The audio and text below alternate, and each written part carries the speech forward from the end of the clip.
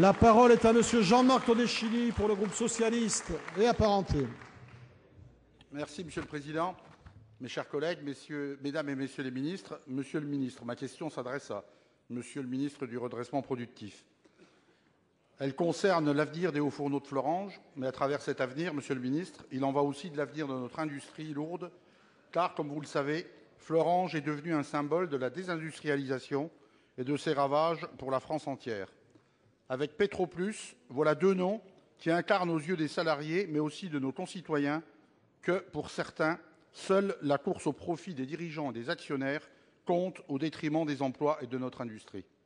Au préalable, Monsieur le ministre, pour avoir été en contact régulier avec vous, comme mon collègue Michel Lipgott et ma collègue sénatrice Gisèle Prince, je voudrais saluer votre engagement, votre disponibilité sur ce dossier de Florange, afin d'aboutir à la meilleure solution possible pour l'avenir de notre sidérurgie et de notre industrie lourde. À l'Assemblée nationale, hier, Monsieur le ministre, vous avez déclaré que 2 offres de reprise du site d'ArcelorMittal Florange étaient faites, mais sur un périmètre plus large que celui que M. Mittal entend céder. Un peu connaisseur du dossier, j'en déduis que les éventuels repreneurs ne souhaitent pas, et à juste titre, la coupure de la filière chaude et de la filière froide, ce qui serait effectivement un non-sens industriel, mais aussi économique. Le rapport que vous a remis M. Faure faisait la démonstration que le site de Florange avait un avenir certain, avec une production d'acier de qualité et des principaux clients qui sont situés encore plus à l'est que la Lorraine, donc encore plus éloignés du site de Dunkerque. Dunkerque, la même où, malgré les déclarations du groupe ArcelorMittal, un haut-fourneau ne redémarrera pas dans l'immédiat. En Lorraine, nous savons, Monsieur le ministre, ce que valent les engagements de M. Mittal, surtout à Gondrange. Mais nous savons aussi ce que sont devenues les promesses du précédent président de la République, M. Nicolas Sarkozy. Monsieur le ministre, il ne serait pas acceptable qu'en présence de repreneurs sérieux, M. Mittal puisse dicter sa loi sur l'avenir de notre industrie, de notre production d'acier. Face à cette mondialisation, je sais les efforts que fait le gouvernement pour la compétitivité de notre industrie.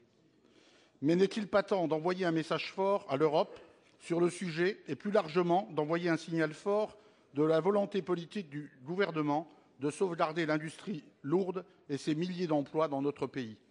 Comment le gouvernement peut-il, d'ici le 1er décembre, amener M. Mittal à assumer ses responsabilités et l'amener à modifier le périmètre de cession? Dans le cas contraire, n'est-il pas temps d'écrire le changement et de se donner les moyens législatifs, face à la famille Mittal, de pérenniser la production d'acier français et les hauts-fourneaux de Florange, et pourquoi pas, s'il le fallait, d'aller vers une prise de contrôle public de l'usine de Florange. Il en va de la crédibilité de l'action engagée par le gouvernement qui courageusement fait face sur tous les fronts. Ce serait un signal fort, des perspectives claires pour définir une stratégie de rebond industriel. Cela sera-t-il possible, Monsieur le ministre?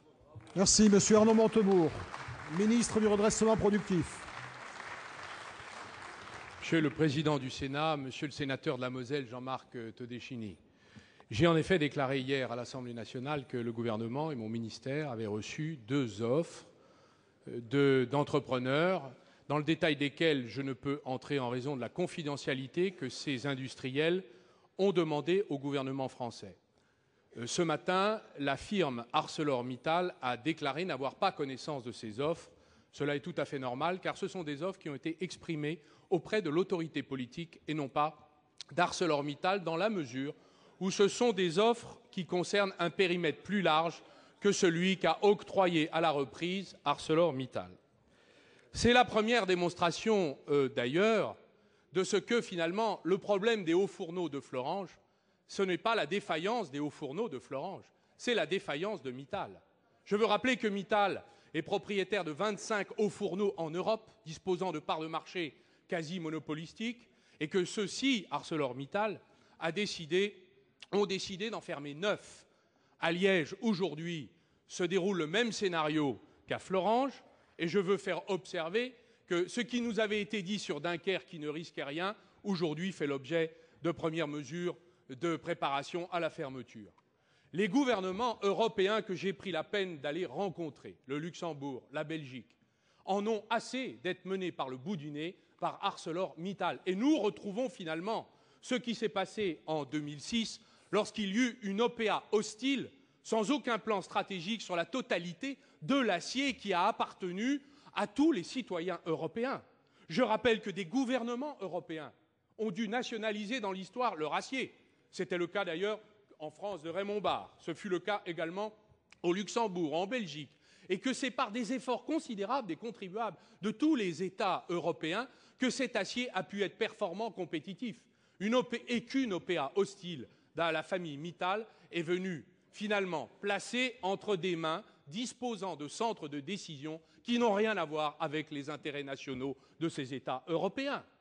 Je veux aussi dire que tous les engagements que j'ai fait exhumer par les services à l'époque de l'OPA hostile vis-à-vis de la France, pris par Mittal, n'ont jamais été respectés. Je veux d'ailleurs dire que dans une convention d'ancrage territorial signée en 2009, le groupe ArcelorMittal prévoyait, je cite entre guillemets, d'inscrire dans ses plans d'investissement la réfection de 2 hauts fourneaux dans une période de 2013 à 2015. Ce sont ceux-là même qu'il est en train aujourd'hui de fermer.